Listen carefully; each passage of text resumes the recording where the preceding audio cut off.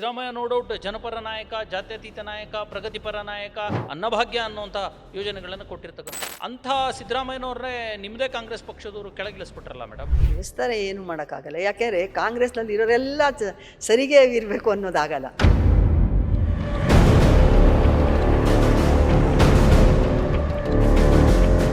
ನಾವೀಗ ಬಿಜೆಪಿಯವರು ಅಧಿಕಾರಕ್ಕೆ ಬಂದ ಮೇಲೆ ನಾವು ಆ ವಿದೇಶಿಗರನ್ನೆಲ್ಲ, ಬಾಂಗ್ಲಿಯನ್ನರನ್ನ, ಪಾಕಿಸ್ತಾನದವ್ರನ್ನ, ನೇಪಾಳಿಗರನ್ನ ಹೊರಗೆ ಕಳಿಸ್ತಿದೀವಿ ಅಂತ ಹೇಳ್ತಾರೆ. ಅಂದರೆ ಹೊರಗಿನಿಂದ ಬಂದವರು ಬಾಂಗ್ಲಾ ಅಂತೀರಾ, ಎಷ್ಟು ಜನ, ಒಂದು 10 ಲಕ್ಷನೂ ಇಲ್ಲ ಅಲ್ಲಿ.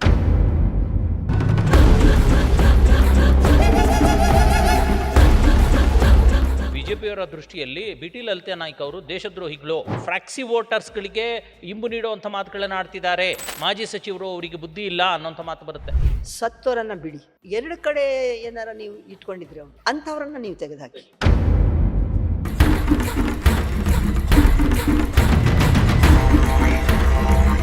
ಸ್ವತಃ ಕಾಂಗ್ರೆಸ್ ಪಕ್ಷದ ನಮ್ಮ ಈ ಇಂದಿನ ಮುಖ್ಯಮಂತ್ರಿಗಳೇ ಹೇಳ್ತಿದ್ದಾರೆ, ನೀವು ಯಾರು ದಾಖಲೆ ಕೊಡೋದಿಲ್ಲ, ನೀವ್ಯಾರು SIRಗೆ ಸ್ಪಂದಿಸೋದಿಲ್ಲ, ಅವ್ರಿಗೆ ಸರ್ಕಾರದ ಯಾವುದೇ ನಿಮಗೆ ಸವಲತ್ತುಗಳು ಸಿಗೋದಿಲ್ಲ, ಯಾವುದೇ ಗ್ಯಾರಂಟಿಗಳು ಸಿಗೋದಿಲ್ಲ ಅನ್ನೋಂಥದ್ದು. ಮತ್ತು ಇದು ಹೆಂಗೆ?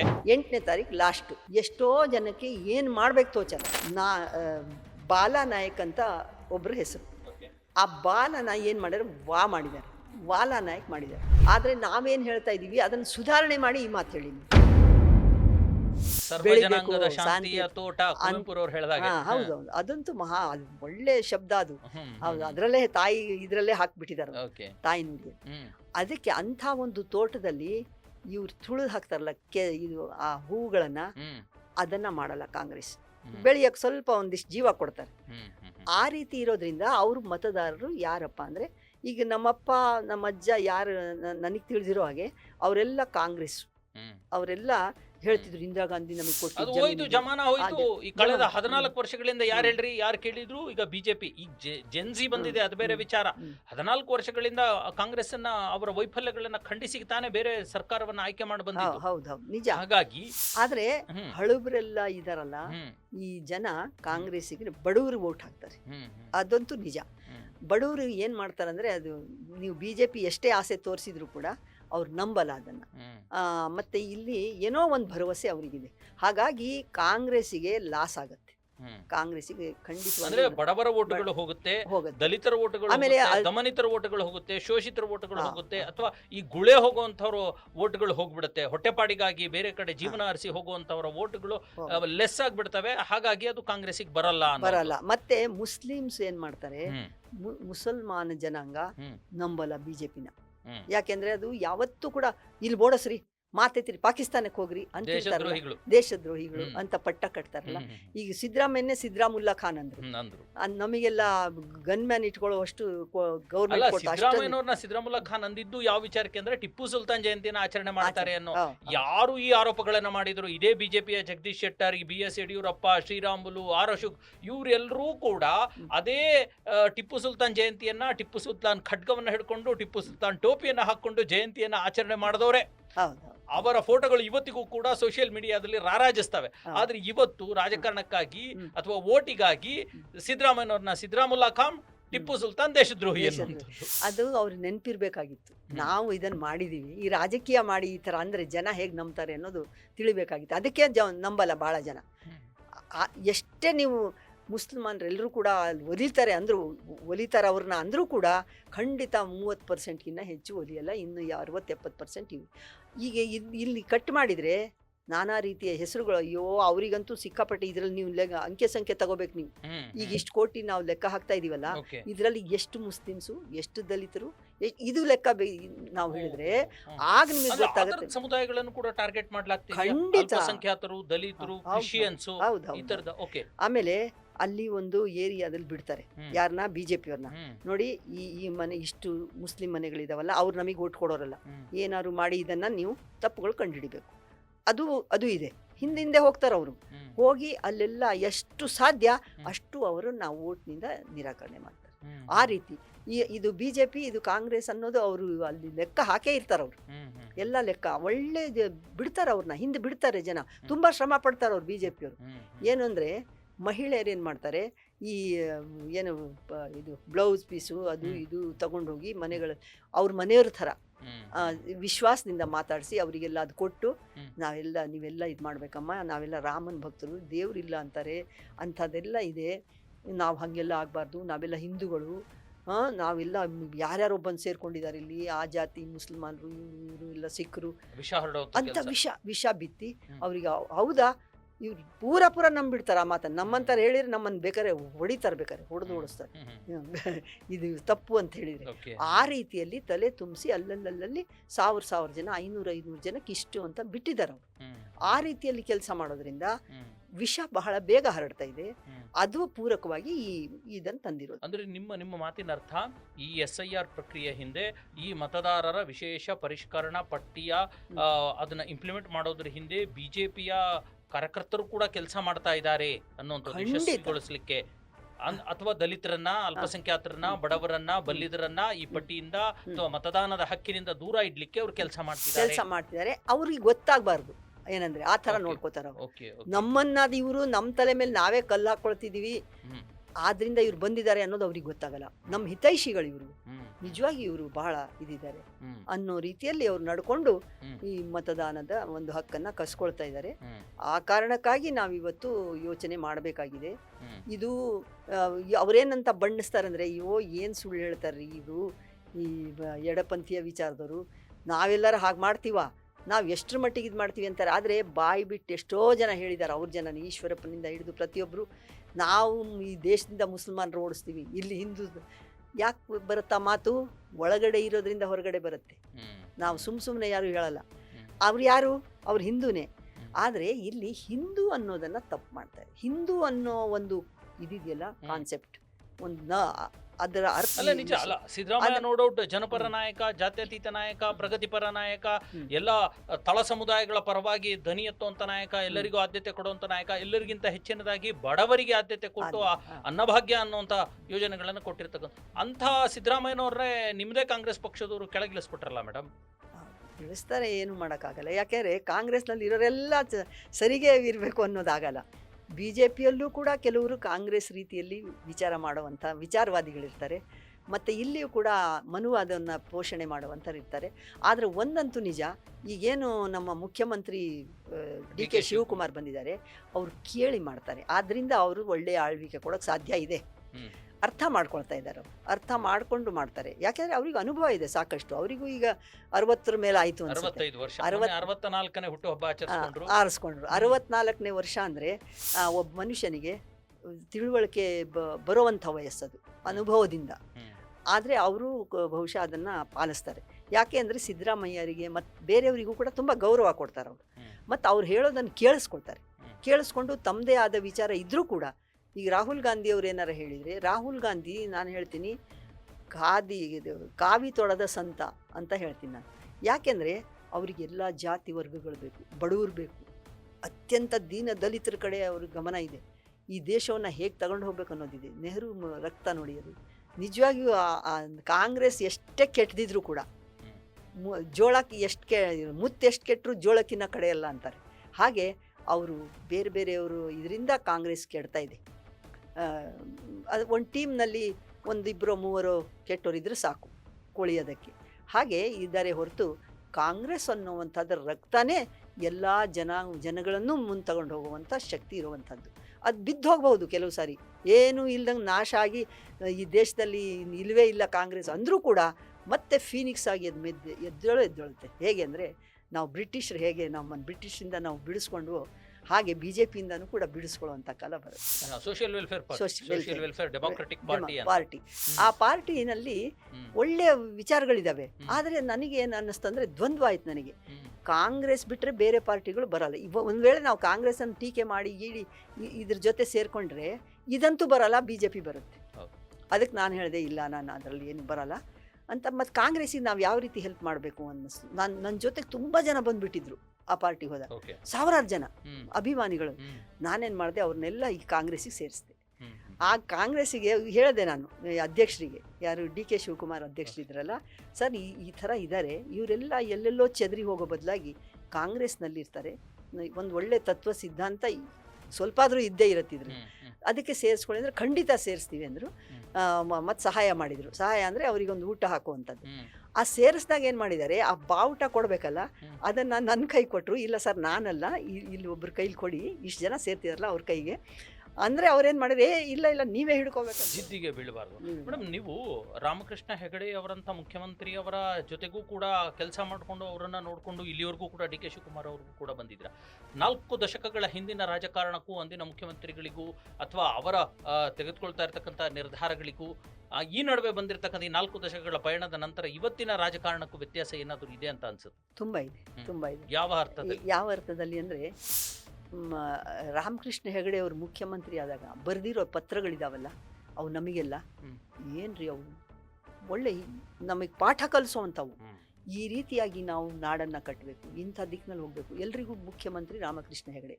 ಹಾಗೆ ಎಲ್ರಿಗೂ ಹೋಗೋದು ಪತ್ರ ಬರೆಯೋರು ಕೈಯಿಂದ, ಅವ್ರ ಹ್ಯಾಂಡ್ ರೈಟಿಂಗ್. ಆಮೇಲೆ ಮೀಟಿಂಗ್ ಕರೆಯೋರು, ಥಿಂಕ್ ಟ್ಯಾಂಕ್ ಅಂತ ಮಾಡಿದ್ರು. ಅಲ್ಲಿ ಎಂಥ ನಾವು ನೋಡಿ, ನಾವೊಬ್ಬ ದಲಿತ ಮಹಿಳೆ, ಹಿಂದುಳಿದವರು, ಇವ್ರದ್ದೇನು ಅನ್ನೋ ಥರ ಇಲ್ಲ. ನಾವು ಹೋದರೆ ಎದ್ದು ನಿಂತು ನಾವು ಕೂತ್ಕೊಳ್ಳಿ ಅಂತ ಹೇಳೋರು. ಅಂದರೆ ಸೌಜನ್ಯತೆ, ಯಾರೇ ಆಗಿರ್ಬೋದು ಅವರು ಅಷ್ಟು ಗೌರವ. ಮತ್ತು ಏನಾದ್ರು ಒಂದು ತಪ್ಪು ಅಂದರೆ ಭ್ರಷ್ಟಾಚಾರ ಆಗಿರ್ಬೋದು, ಮತ್ತೊಂದಾಗಿರ್ಬೋದು, ಅದಕ್ಕೆಂದೂ ಕೂಡ ಅವ್ರು ಮನಸ್ಸು ಕೊಡ್ತಿರಲಿಲ್ಲ. ಅವ್ರ ಮೇಲೆ ಬೇರೆ ಬೇರೆ ಏನೇನೋ ಆರೋಪಗಳು ಇರ್ತವೆ, ಈ ರಾಜಕಾರಣದಲ್ಲಿ ಸಹಜ ಅದು. ಆದರೆ ಅವರ ಅವ್ರ ಟೀಮು ಒಬ್ಬರೇ ಅಲ್ಲ, ಅವ್ರ ಜೊತೆಗೆ ಇರೋರೆಲ್ಲ. ಈಗ ದೇವೇಗೌಡರಾದರೂ ಅಷ್ಟೇ, ದೇವೇಗೌಡರು ಇದಕ್ಕೋಸ್ಕರ ನೀರಾವರಿಗೋಸ್ಕರ ತಜ್ಞರವ್ರು. ನಿಜವಾಗಿ ನೀರಾವರಿಗೆ ತುಂಬ ಕೆಲಸ ಮಾಡಿದಾರು. ಆಮೇಲೆ ಎಲ್ಲ ವಿಷಯದಲ್ಲೂ ಸ್ವಚ್ಛವಾಗಿದ್ದು. ಹಾಗೆಯೇ ಪಟೇಲ್ರವ್ರದ್ದು ಬೇರೆ ಬೇರೆ ಕಥೆಗಳಿದ್ದಾವೆ.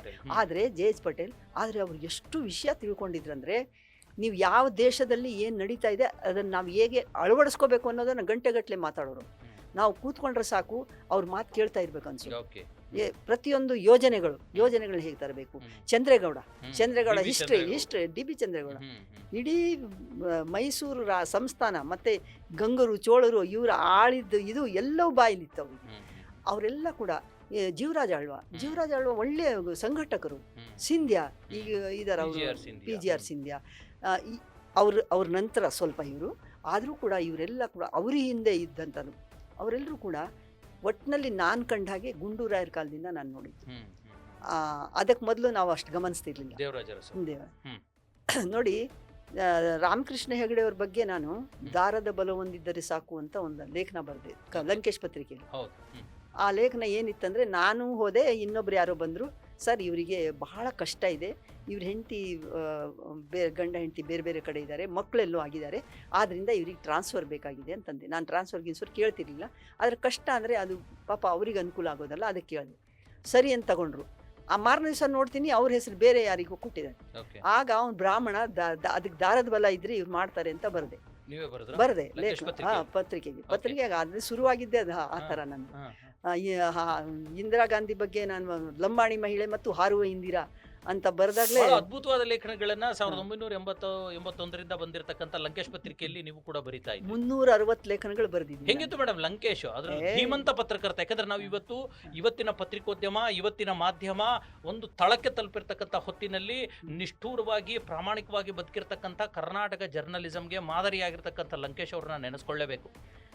ಏನಾಗಿದೆ ಇವತ್ತು? ಹೆಂಗೆ ನಿಮ್ಮ ಮತ್ತು ಲಂಕೇಶ್ ಅವರ ಒಡನಾಟ ಬೆಳೀತು? ಹೇಗೆ ಪ್ರೋತ್ಸಾಹಿಸಿದ್ರು? ಈಗ ನಾನು ಸಾಮಾನ್ಯವಾಗಿ ಇಲ್ಲ ಕತೆ ಕಾದಂಬರಿ ಬರ್ಕೊಂಡಿದ್ದೆ. ಈ ಲಂಕೇಶ್ ಪತ್ರಿಕೆ ಬಂದು 1-2 ವಾರ ಆಗಿತ್ತು. ಆಗ ಮಹಾರಾಷ್ಟ್ರಕ್ಕೆ ಒಂದು ಹೋದ್ವಿ, ಸಭೆ ನಡೀತು ಮಹಾರಾಷ್ಟ್ರದಲ್ಲಿ. ಅಲ್ಲೇ ಲಂಬಾಣಿ ಜನಗಳೇನು ಮಾಡಿದ್ರು, ಇಂದಿರಾ ಗಾಂಧಿನ ಕರೆಸಿದ್ರು ಅಲ್ಲಿ ಗೆಸ್ಟ್ ಆಗಿ. ಆಗ ನನ್ನ ಕರ್ಕೊಂಡು ಹೋದ್ರು, ಬಸ್ನಲ್ಲಿ ಹೋದ್ವಿ ಎಲ್ಲ. ಆಗ ಅಲ್ಲಿ ಕೆಲವು ಮಹಾರಾಷ್ಟ್ರದ ಹೆಣ್ಮಕ್ಳು ಏನಂದ್ರು, ಲಂಬಾಣಿ ಮಹಿಳೆಯರು, ನೋಡಿ ನಮ್ಮ ಹೊಲನೆಲ್ಲ ಒಬ್ಬ ಇಂಥವ್ನು ತಗೊಂಡ್ಬಿಟ್ಟಿದ್ದಾನೆ, ಅವನ ಹೆಸರೇನೋ ಅಂದರು. ಅವನು ನೀವು ಇಂದಿರಾ ಗಾಂಧಿಗೆ ಹೇಳಿ ನಮಗೆ ಕೊಡಿಸಿ ಅಂದರು. ನಾನು ಅಷ್ಟೇ ಮುಗ್ಧತೆಯಿಂದ ಒಂದು ಬರೆದೆ ಅರ್ಜಿ. ಅಲ್ಲೇ ಬ್ಯಾಗ್ನಲ್ಲಿ ಒಂದು ಏನಾರು ಇಟ್ಟಿರ್ತಿದ್ದೆ, ಒಂದು ಬರೆದು ಇಂದಿರಾ ಗಾಂಧಿ ಕೊಡಬೇಕು, ಇದನ್ನು ಹೇಳಬೇಕು ಅಂದ್ಕೊಂಡೆ. ಅವರು ಹೆಲಿಕಾಪ್ಟರ್ನಲ್ಲಿ ಹೋದ್ರು ಅವರು. ಈ ಜನಗಳೆಲ್ಲ ಎಲ್ಲಿ ಬಿಡ್ತಾರೆ ಅವರು. ಆಗ ಮನೆಗೆ ಬಂದ ಮೇಲೆ ನಾನೇನು ಮಾಡಿದೆ, ಈ ಥರ ನಾವು ಹೋಗಿದ್ವಿ, ಮಹಾರಾಷ್ಟ್ರದ ಮಹಿಳೆಯರು ಗೋಳು ಕೇಳೋದಕ್ಕೆ ಇಂದಿರಾ ಗಾಂಧಿ ನಿಲ್ಲಿಲ್ಲ, ಅವರು ಅಷ್ಟು ಕಷ್ಟದಲ್ಲಿದ್ದಾರೆ, ಅವರು ಹೆಲಿಕಾಪ್ಟ್ರಲ್ಲಿ ಹೋಗ್ಬಿಟ್ರು ಅನ್ನೋದನ್ನು ನಾನು ಒಂದೇ ಒಂದು ಪುಟದಲ್ಲಿ ಬರೆದು ಕಳಿಸ್ದೆ. ಆಗ ಲಂಕೇಶ್ ಬರೆದ್ರು, ನೀವು ಯಾರಂತ ನೋಡಿಲ್ಲ ನಾನು, ನಿಮ್ಮ ಶೈಲಿ ಅಷ್ಟು ಅದ್ಭುತವಾಗಿದೆ, ನೀವು ಪ್ರತಿ ವಾರ ನಮ್ಮ ಪತ್ರಿಕೆಗೆ ಬರೀಬೇಕು. ಅದನ್ನು ಅವರೇ ಹೆಸರು ಕೊಟ್ಟರು ಶೀರ್ಷಿಕೆ, ಲಂಬಾಣಿ ಮಹಿಳೆ ಮತ್ತು ಹಾರುವ ಇಂದಿರಾ ಅಂತ. ಅದು ಫಸ್ಟ್ ಲೇಖನ. ಆಮೇಲಿಂದ 6 ವರ್ಷ ನಿರಂತರವಾಗಿ ಬರೆದೆ ನಾನು. 300 ರೂಪಾಯಿ ಕಳಿಸೋದು. ಮೇಡಮ್, ಬಹಳಷ್ಟು ಮಹಿಳಾ ಪರ ವಿಚಾರಗಳಿಗೂ ಕೂಡ ದನಿ ಎತ್ತಿದ್ದೀರಾ. ನಾವು ಇವತ್ತಿನ ರಾಜಕಾರಣವನ್ನು ಅಥವಾ ಇವತ್ತು ಕಾಂಗ್ರೆಸ್ ಸರ್ಕಾರದ ಪರಿಸ್ಥಿತಿಯನ್ನೇ ಗಮನಿಸಿದರೆ ನೋಡಿ, ಅಷ್ಟು ಜನ, ಸುಮಾರು 33 ಜನ ಸಚಿವರನ್ನಾಗಿ ಈಗ ಆರಿಸಿಕೊಳ್ಳಲಾಗಿದೆ ಪುರುಷ ಪ್ರಧಾನ. ಒಬ್ಬ ಮಹಿಳೆಯನ್ನ ಮಂತ್ರಿಯನ್ನಾಗಿ ಮಾಡಿಲ್ಲ. ಅನೌನ್ಸ್ ಆಗಿರ್ತಕ್ಕಂಥ ಹೆಸರನ್ನು ಕೂಡ ಅದು ಟೈಪಿಂಗ್ ಎರರ್ ಅನ್ನುವಂಥ ಕಾರಣವನ್ನ ನೀಡಿ ಅಥವಾ ಬೇರೆ ಬೇರೆ ಕಾರಣನ ನೀಡಿ ಅದನ್ನ ಹೋಲ್ಡ್ ಮಾಡಲಾಗಿದೆ. ಮತ್ತೊಬ್ಬ ಮಹಿಳೆಯನ್ನ ನೇಮಕ ಮಾಡಲಿಕ್ಕೂ ಕೂಡ ಸಚಿವೆಯನ್ನಾಗಿ ಪರದಾಟ ಮಾಡಲಾಗ್ತಾ ಇದೆ. ಇದು ಯಾವ ರೀತಿಯ ಮೀಸಲಾತಿ, ಮಹಿಳಾ ಮೀಸಲಾತಿ? ನೋಡಿ, ಇವರು ಮೀಸಲಾತಿ ಅಂತಾರಲ್ಲ, ಪಾರ್ಟಿಗಳು ನ್ಯಾಯವಾಗಿ ಸಂವಿಧಾನವನ್ನ ಪಾಲಿಸೋರಾದ್ರೆ ಅಲ್ಲಿ ಸ್ತ್ರೀ ಮತ್ತು ಪುರುಷರಿಗೆ ಸಮಾನವಾದಂಥ ನ್ಯಾಯ ಕೊಡಬೇಕು. ಅದಕ್ಕೊಂದು ರೂಲ್ಸ್ ಆಗ್ಬೇಕಂತೇನಿಲ್ಲ. ರೂಲ್ಸ್ ಆಗೋಗಿದೆ, ಈಗ ಸಂವಿಧಾನದಲ್ಲೇ ಇದೆ. ಎಷ್ಟು ಜನ ಈಗ ಇವರು 6 ಜನ ಕೊಡ್ತಾರೆ ಅಂತ ಇಟ್ಕೊಳ್ಳಿ ಒಂದು ಜಾತಿಗೆ. ಈ ಜಾತಿವಾರು ಲೆಕ್ಕ ಇದ್ದೇ ಇರತ್ತೆ, ಏನು ಮಾಡೋಕ್ಕಾಗಲ್ಲ. ಕುರುಬರಿಗಿಷ್ಟು, ಲಿಂಗಾಯತರಿಗೆ, ಬ್ರಾಹ್ಮಣರಿಗೆ ಕೊಟ್ಟಿಲ್ಲ, ತಪ್ಪದು. ಬ್ರಾಹ್ಮಣ ಏನು ಮಾಡಿದ್ದಾನೆ, ಬ್ರಾಹ್ಮಣರಿಗೆ ಅವರಲ್ಲಿ ಇಲ್ಲ ಅಂದರೆ MLA ಇಲ್ಲ ಅಂದರೆ ಏನಾರು ಹೇಳ್ಬೋದು. ಇವರು ಬಿಟ್ಟಿದ್ದಾರೆ, ಅದೊಂದು ದೊಡ್ಡ ತಪ್ಪು. ಮಹಿಳೆ 2-3 ಮಹಿಳೆಯರಿಗೆ ಕೊಡ್ಬೇಕು ಇವು ನ್ಯಾಯವಾಗಿ. 6 ಜನನೂ 8 ಜನ ಗೆದ್ದಿದ್ದಾರೆ. ಅದರಲ್ಲಿ MLC ಬಿಡಿ, ನನಗೆ MLC ಆದಾಗ ಮಂತ್ರಿ ಕೇಳಿ ನೀವು ಅಂದರು. ನಾನು ಹೇಳಿದೆ ಇಲ್ಲ, ಗೆದ್ದು ಬಂದಿರೋರು ಕಷ್ಟಪಟ್ಟು MLA ಆಗಿದ್ದಾರೆ, ಅವ್ರಿಗೆ ಕೊಡಬೇಕು ಅಂತ. ನಾನು MLA ಆಗೇ ತಗೊಂಡಿದ್ದು ಮಂತ್ರಿ. ಆ ರೀತಿಯಾಗಿ ನೀವು ಕೊಡಬೇಕಾಗಿತ್ತು. ಈಗ MLAಗಳಿದ್ದಾರೆ, ಅವ್ರನ್ನ ಈಗ ಮಾಡ್ತಿರೋರಿಗೆ ಕೊಡಬಹುದಾಗಿತ್ತು. ಅಲ್ಲ, ಯಾಕೆ ಕೊಡ್ತಾ ಇಲ್ಲ ನೋಡಿ? ಸೋನಿಯಾ ಗಾಂಧಿ ಒಂದ್ ಕಡೆ ಹೇಳ್ತಾರೆ 50% ಮಹಿಳಾ ಮೀಸಲಾತಿ ಬೇಕು ಅಂತಂದು ಹೇಳ್ತಾರೆ. ಈಗ ಅಟ್ಲೀಸ್ಟ್ ಈಗ ಇರ್ತಕ್ಕಂಥ 35%, 33% ಕೂಡ ಕೊಡ್ಲಿಕ್ಕೆ ಸಾಧ್ಯ ಆಗ್ತಾ ಇಲ್ಲ. 34 ಜನ ಸಚಿವರಿಗೆ ಒಬ್ಬ ಮಹಿಳಾ ಸಚಿವೆ ಇಲ್ಲ ಅಂತಂದ್ರೆ ಕಾಂಗ್ರೆಸ್ ಪಕ್ಷದ ಮಹಿಳಾ ಮೀಸಲಾತಿಯ ನಿಲುವು ಎತ್ತ ಕಡೆಗಿದೆ, ಏನ್ ಹೇಳ್ತೀರಿ? ನೀವು ಹೇಳಿದ್ರಲ್ಲ ಹಿಂದಿನವರಿಗೂ ಏನು ವ್ಯತ್ಯಾಸ ಅಂತ. ಹಿಂದಿನವ್ರು ಯಾವತ್ತೂ ಕೂಡ ಮಹಿಳೆಗೆ ವಂಚನೆ ಮಾಡಲಿಲ್ಲ, ಮತ್ತೆ ಭ್ರಷ್ಟಾಚಾರದ ಕಳಂಕವನ್ನು ಹಚ್ಕೊಳ್ಳಿಲ್ಲ. ಈಗ ನಮ್ಮ ಕಾಲದ ಒಂದು 60 ವರ್ಷದ ಈಗೇನು ಸ್ವಾತಂತ್ರ್ಯ ನಂತರದ ಕಾಲದಲ್ಲಿ ಈ ರೀತಿ ಇದ್ದಂತಹ ಕಾಂಗ್ರೆಸ್ ಇಷ್ಟು ಒಂದು ಅವನತಿ ಇಳಿಬಾರ್ದಾಗಿತ್ತು. ಒಬ್ಬ ಮಹಿಳೆನ ಇಬ್ಬರನ್ನ ನೀವು ತಗೊಂಡ್ಬಿಟ್ಟಿದ್ರೆ ಮೊದಲ ಸಾಲಿನಲ್ಲಿ ನೀವು, ಆಮೇಲೆ ನೀವೇನು ಕೊಡೋದು ಬೇಡ. ಅವರು ಏನಾದ್ರು ತಪ್ಪು ಮಾಡಿದರೆ ಒಂದು ಟ್ರೈನಿಂಗ್ ಕೊಡ್ಬಹುದು. ಮಹಿಳೆಯರು, ಪುರುಷರೇನ್ರಿ ಯಾವ ರೀತಿಯಿಂದಲೂ ತಿಳುವಳಿಕೆ ಇಲ್ದಂತಾರಿದ್ದಾರಲ್ಲಿ. ಹೌದು, ಅದೆಲ್ಲ ಬೇರೆ ಬೇರೆ ಬಿಡಿ. ವಿಪಕ್ಷದವರ ಮಾತಿನಲ್ಲೇ ಹೇಳೋದಾದ್ರೆ ಸೂಟ್ಕೇಸ್ ತಲುಪಿಲ್ಲ, ಸೂಟ್ಕೇಸ್ ಸಂಸ್ಕೃತಿ, ಯಾರು ಸೂಟ್ಕೇಸ್ ಕೊಡ್ತಾರೆ ಅವ್ರನ್ನ ಸಚಿವರನ್ನಾಗಿ ಮಾಡ್ತಾರೆ ಅಂತಂದೇಳಿ ಇದೇ ಬಿಜೆಪಿ ಅವರು ಬಹಳ ಜನ ಹೇಳ್ತಾ ಇದ್ದಾರೆ. ಇಲ್ಲಿ ಆಡ್ತಾ ಇರ್ತಕ್ಕಂಥ ಆಟಗಳನ್ನ ನೋಡಿದ್ರೆ ಸಚಿವರನ್ನ ನೇಮಕ ಮಾಡೋದ್ರಲ್ಲಿ ಎಲ್ಲೋ ಅವ್ರು ಹೇಳ್ತಾ ಇರ್ತಕ್ಕಂಥ ಸರಿ ಇರ್ಬೋದಾ ಅನ್ನೋಂಥ ಅನುಮಾನ ಮೂಡೋದು ಸಹಜ. ನನಗಂತೂ ಅದೇ ಅನುಮಾನ ಇದೆ, ಯಾಕೆ ಹೀಗಾಗ್ತಾ ಇದೆ? ಇಷ್ಟು ಧೈರ್ಯವಾಗಿ ಇಷ್ಟೆಲ್ಲ ಪ್ರಜಾಪ್ರಭುತ್ವದ್ದು ಮಾತಾಡ್ತೀವಿ, ಇಷ್ಟೆಲ್ಲ ಅವ್ರಿಗೆ ಗೊತ್ತಿದೆ. ಮುಖ್ಯಮಂತ್ರಿ ಆಗಿರ್ಬೋದು, ಉಪಮುಖ್ಯಮಂತ್ರಿ ಆಗಿರ್ಬೋದು, ಇವರೆಲ್ಲರೂ ಕೂಡ ನಮ್ಮ ಸಿದ್ದರಾಮಯ್ಯರೇ ಮತ್ತು ಬೇರೆ ಎಲ್ಲ ಅನುಭವಸ್ಥ ಪಾಟೀಲರು ಕೂಡ ಅನುಭವಸ್ಥರು. ಅಂಥದ್ರಲ್ಲಿ ಅವ್ರು ಯಾರಾದರೂ ಒಬ್ಬರು ಹೇಳ್ಬಹುದಾಗಿತ್ತಲ್ಲ, ಯಾರಾದರೂ ಒಬ್ಬರೇ ಏನ್ರಿ ಇದು ತಪ್ಪಾಗತ್ತೆ, ಇದು ಮೊದಲು ಒಬ್ಬರು ತಗೊಂಬಿಡಿ ಅಂತ ಹೇಳ್ಬೋದಾಗಿತ್ತಲ್ಲ. ಯಾಕೆ ಇಷ್ಟು ಬಾಯಿ ಮುಚ್ಕೊಂಡಿದ್ದಾರೆ ಇವರು ಕಾಂಗ್ರೆಸ್ನೊಳಗೆ? ಹೇಳ್ಬೋದಲ್ಲ, ನಮ್ಮಂತಾರೆ ಹೇಳ್ತೀವಿ, ನಮಗೇನು ಬೊಯ್ದ ಮತ್ತೇನು ಮಾಡ್ಯಾರ, ನಮಗೆ ಏನಾರ ಮಾಡಿ ಕೊಲೆಗಿಲೆ ಮಾಡಿಸ್ಬೋದಾ? ಮಾಡಿಸಿ ಇಷ್ಟು ದಿನವೇ ಮಾಡಿಸಿಲ್ಲ, ಬೇಕಾದಷ್ಟು ಕೊಲೆ ಕೇಸ್ಗಳು ಬಂದು ಕೊಲೆ ಮಾಡ್ತೀವಿ ಅನ್ನೋರು. ಕೃಷ್ಣಾ ನದಿಗೆ ಇಲ್ಲೇ ನಿಮ್ಮ ಕತ್ತು ಕುಯ್ದು ಹಾಕ್ಬಿಡ್ತೀವಿ ನೋಡಿ ಅಂತ ಹೇಳಿದ್ದಾರೆ ಒಬ್ರು, ಲಂಕೇಶ್ ಪತ್ರಿಕೆಯಲ್ಲಿ ಬರೆದಾಗ. ಅವ್ರ ಮೇಲೆ ಬರೆದಿದ್ದೆ ನಾನು ಹೇಳಿದೆ, ನನ್ನಂತರ 1000 ಜನ ಹುಟ್ಕೋತಾರೆ, ಕೊಂದಾಕ್ರಿ ಬೇಕಾರೆ ಅಂತ. ಹಾಗೆ ನಾವು ಅಂಥದ್ದೇನೂ ಮಾಡಲ್ಲ ಅವರು. ನೀವು ಹೇಳಿದ್ರಿ, ಇನ್ನೇನು ಮಾಡ್ಯಾರು? ಕಾಂಗ್ರೆಸ್ನಲ್ಲಿ ಸ್ವಲ್ಪ ಇದು ಅಷ್ಟಾಗಿ ಚೆನ್ನಾಗಿ ನೋಡ್ಕೊಳ್ಳದೆ ಅವರಿಗೆ ಕಷ್ಟ ಕೊಡ್ಬಹುದೇನೋ. ಆದರೂ ಕೂಡ ನ್ಯಾಯವಾದ ಮಾತನ್ನು ಆಡೋದಕ್ಕೆ ಯಾಕೆ ಹೆದರಲ್ಲ? ಓಕೆ ಮೇಡಮ್, ಕೊನೆಯದಾಗಿ SIR ಈಗ ಹೋರಾಟ ಎಲ್ಲಿಗೆ ಹೋಗುತ್ತೆ, ಹೇಗೆ ಮಾಡ್ತೀರಿ? ಈಗ ಇದೇ ಆಗಸ್ಟ್ 8ಕ್ಕೆ ಅದು ಮುಗಿದೋಗ್ಬಿಡುತ್ತೆ. ಅದಾದ ನಂತರ ನಿಮ್ಮ ಹೋರಾಟ ಏನು? ಸಾಕಷ್ಟು ಲಕ್ಷಾಂತರ ಕೋಟ್ಯಾಂತರ ಮತದಾರರು ತಮ್ಮ ಹಕ್ಕನ್ನ, ಬದುಕನ್ನ, ಅಸ್ತಿತ್ವವನ್ನೇ ಕಳ್ಕೊಳ್ತಾರೆ. ಏನಿರುತ್ತೆ ಹೋರಾಟ ಸೂಕ್ಷ್ಮವಾಗಿ, ಸೂಕ್ತವಾಗಿ? 3 ಬೇಡಿಕೆಗಳಿಟ್ಟಿದ್ದೆ ನಾವು. ಒಂದು ಬೇಡಿಕೆ ಏನಂದರೆ, ನೀವು ಇದನ್ನು ಸರಳೀಕರಣ ಮಾಡಿ ಮತ್ತು ನಮಗೆ ಲೆಕ್ಕ ಕೊಡಿ, ಯಾರ್ಯಾರು ಇದು ನಿಜವಾದ ಲೆಕ್ಕ ಅದು ಕೊಡಿ. ಆಮೇಲೆ 3ನೇದಾಗಿ, ನೀವು ಒಬ್ಬ ಮತದಾರ, ಅರ್ಹ ಮತದಾರನನ್ನು ನೀವು ಹೊರಗಡೆ ಹಾಕಿದ್ದೆ ಆದರೆ ನಾವು ಎಲ್ಲವನ್ನು ಕೂಡ ನೀವು ಡಿಲೀಟ್ ಮಾಡಬೇಕಾಗುತ್ತೆ.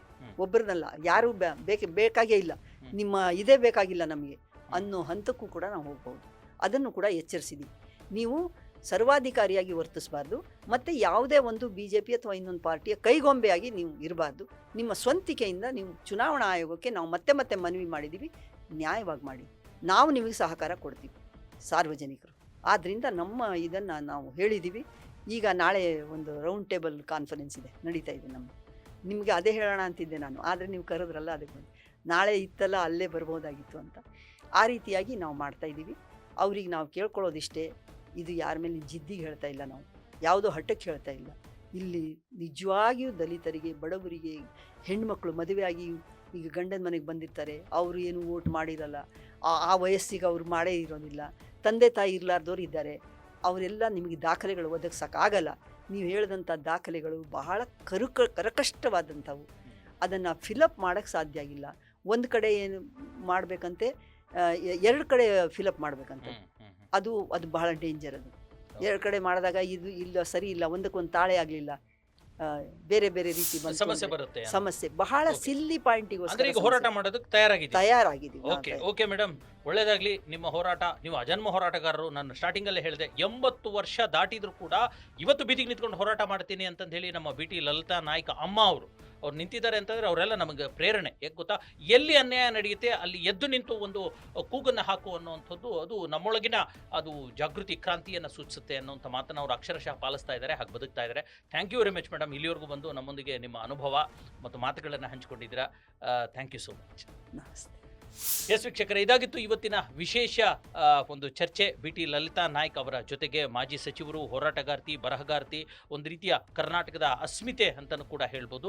ಅವರೊಂದಿಗೆ SIR ಬಹಳ ದೊಡ್ಡ ಮಟ್ಟದಲ್ಲಿ ಚರ್ಚೆ ಆಗ್ತಿರ್ತಕ್ಕಂಥ ಈ ಹೊತ್ತಿನಲ್ಲಿ ಅವರ ಹೋರಾಟ ನಾಳೆಯಿಂದ ಮತ್ತೆ ಇನ್ನೂ ಜೋರಾಗುತ್ತೆ, ಬೇರೆ ಬೇರೆ ರೂಪವನ್ನು ಪಡೆದುಕೊಳ್ಳುತ್ತೆ, ಅನ್ಯಾಯ ಆಗೋದಕ್ಕೆ ಬಿಡೋದಿಲ್ಲ ಅನ್ನೋಂಥ ಮಾತನ್ನು ಹೇಳ್ತಾ ಇದ್ದಾರೆ. ಯಾವುದೇ ಬಡವನಿಗೆ ಅನ್ಯಾಯ ಆಗಬಾರ್ದು ಅನ್ನೋಂಥ ಅವರ ನಿಲುವಿಗೆ ಅವರು ಅಂಟ್ಕೊಂಡಿರ್ತಾರ. ಪ್ರಭುತ್ವಗಳು ಹೇಗೆ ಇವರನ್ನ ಈ ಥರದ ಹೋರಾಟಗಳನ್ನು ಎದುರಿಸ್ತವೆ ಅನ್ನೋದ್ರ ಬಗ್ಗೆ ಎಲ್ಲ ಮಾಹಿತಿಗಳನ್ನು ಮುಂದಿನ ದಿನಗಳಲ್ಲಿ ಚರ್ಚೆ ಮಾಡೋಣ. Thank you so much. ನೋಡ್ತಾ ಇರಿ ನೆಲ ಜಲ ಭಾಷೆಗಾಗಿ ಪ್ರಾಮಾಣಿಕ ಪತ್ರಿಕೋದ್ಯಮ, ನಿಮ್ಮ ಫೋಕಸ್ ಟಿ.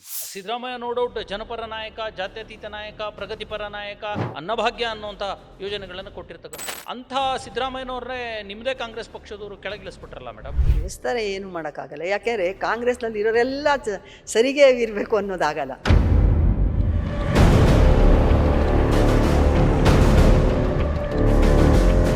ನಾವೀಗ BJPಯವರು ಅಧಿಕಾರಕ್ಕೆ ಬಂದ ಮೇಲೆ ನಾವು ವಿದೇಶಿಗರನ್ನೆಲ್ಲ, ಬಾಂಗ್ಲಿಯನ್ನರನ್ನ, ಪಾಕಿಸ್ತಾನದವ್ರನ್ನ, ನೇಪಾಳಿಗರನ್ನ ಹೊರಗೆ ಕಳಿಸ್ತಿದೀವಿ ಅಂತ ಹೇಳ್ತಾರೆ. ಅಂದರೆ ಹೊರಗಿನಿಂದ ಬಂದವರು ಬಾಂಗ್ಲಾ ಅಂತೀರಾ, ಎಷ್ಟು ಜನ, ಒಂದು 10 ಲಕ್ಷನೂ ಇಲ್ಲ ಅಲ್ಲಿ.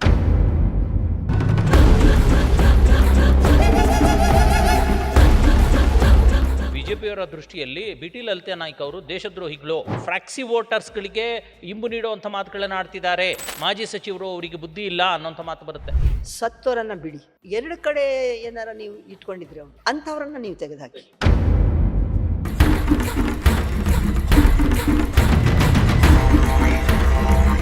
ಸ್ವತಃ ಕಾಂಗ್ರೆಸ್ ಪಕ್ಷದ ನಮ್ಮ ಈ ಇಂದಿನ ಮುಖ್ಯಮಂತ್ರಿಗಳೇ ಹೇಳ್ತಿದ್ದಾರೆ, ನೀವು ಯಾರು ದಾಖಲೆ ಕೊಡೋದಿಲ್ಲ, ನೀವ್ಯಾರು SIRಗೆ ಸ್ಪಂದಿಸೋದಿಲ್ಲ, ಅವ್ರಿಗೆ ಸರ್ಕಾರದ ಯಾವುದೇ ನಿಮಗೆ ಸವಲತ್ತುಗಳು ಸಿಗೋದಿಲ್ಲ, ಯಾವುದೇ ಗ್ಯಾರಂಟಿಗಳು ಸಿಗೋದಿಲ್ಲ ಅನ್ನೋಂಥದ್ದು. ಮತ್ತು ಇದು ಹೆಂಗೆ? 8ನೇ ತಾರೀಕು ಲಾಸ್ಟು. ಎಷ್ಟೋ ಜನಕ್ಕೆ ಏನು ಮಾಡ್ಬೇಕು ತೋಚಲ್ಲ. ಬಾಲಾ ನಾಯಕ್ ಅಂತ ಒಬ್ಬರ ಹೆಸರು.